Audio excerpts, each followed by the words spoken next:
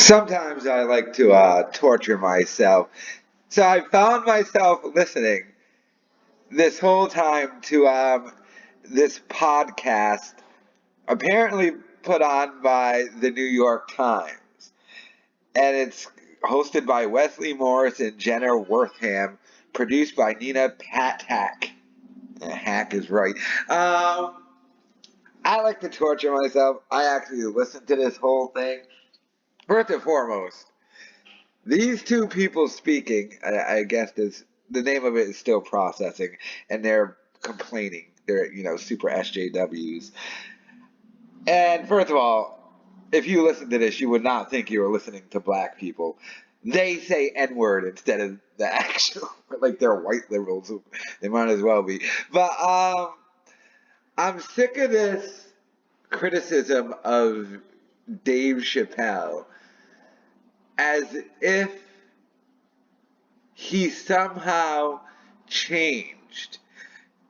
Or the other criticism of he hasn't changed. If you don't like Dave Chappelle now, you never did like Dave Chappelle. You couldn't have liked Dave Chappelle. And I notice these woke people be like, oh man, I can't believe Dave is doing this and he's telling these jokes about these people. And it's like, did you ever watch the Chappelle show? I don't for a second believe any of these people actually watched it.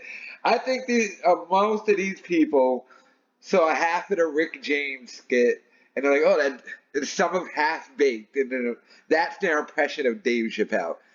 There's no way you could have watched any of his original stand up and liked it, but now don't like it.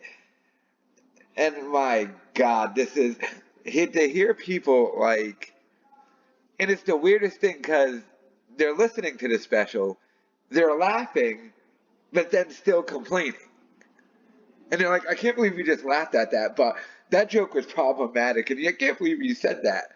But we did laugh at it. Well, that's the point. He's not up there doing a mission statement or giving his platform as he runs for office. He's just trying to be funny. And I hate these people who are like, ugh, I can't believe. Why doesn't he just go back to the way he used to be? He's always been the same. And this was perfectly displayed, when he got a 0% from the critics and then 99% from the audience on Rotten Tomatoes. And then that got 100% by critics and like 12% by the audience. And the problem is, these people, like the still processing podcast, they think they're in some sort of majority, and most people agree with them because they've gotten affirmative action and have been given jobs. Not for talent, not because they're funny or interesting, and not for views. Nobody actually listens to this crap. Um, Simply for they got black privilege. I need me some goddamn black privilege. Get the black part down. How do I get the privilege? Maybe I should go back to college. It's too late. Sorry, you caught me in a moment there. Yeah, so I just hate these. Like, they literally went through half of his special on here, laughing but complaining the whole time. They're like, it must be exhausting to like not be able to just watch something and enjoy it, but to have to analyze in your head. Should I be laughing at that? Should I not be laughing at that? That also means life is pretty easy for you, by the way. If you have the time and energy to waste to care that much to do things like that. So, I don't know. I would play some of this crap, but I'd probably get a copyright takedown. So, if you want to torture yourself, go look up Still Processing on the New York Times. It's free, don't worry. Of course it's free. Who would pay for this? Nobody would pay for it. That's why it is free.